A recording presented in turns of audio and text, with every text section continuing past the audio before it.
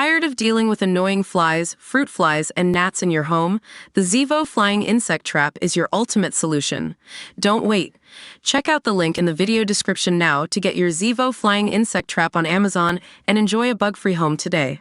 Vice President Kamala Harris's brother-in-law Tony West and one of her closest political advisors once defended the infamous American Taliban John Walker Lindh, who joined the radical terrorist organization even though he was an American citizen.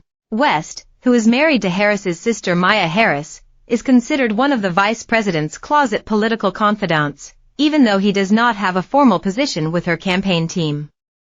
His influence on the campaign is expected to be more prominent as Harris runs for president. West began his career as a lawyer where he took a high-profile defense case in the government's case against Lindh in 2002, after he was found in Afghanistan by U.S. military forces in November 2001. An early convert to Islam, Lindh joined the Taliban and went to Afghanistan and received military training in 2000.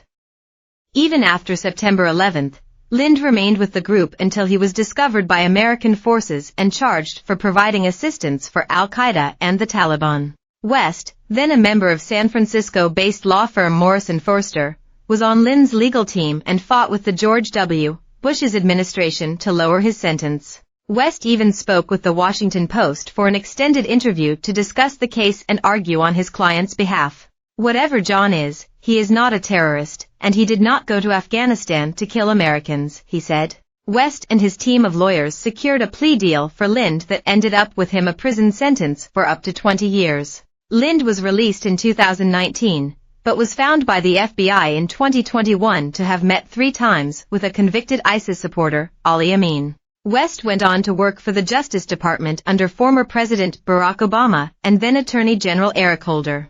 In 2012, West was appointed to oversee the Justice Department policies for detainees suspected of terrorism at the Guantanamo Bay Detention Facility.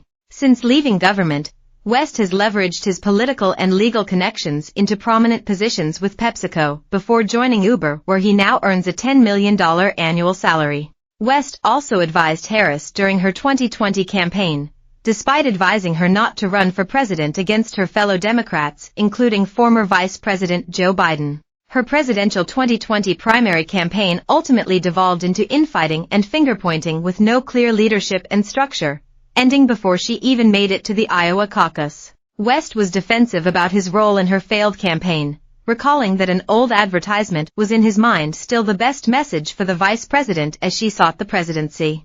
Still my fave political ad. 5 years old and it's aged pretty damn well, he wrote on social media just days after Biden dropped out of the race.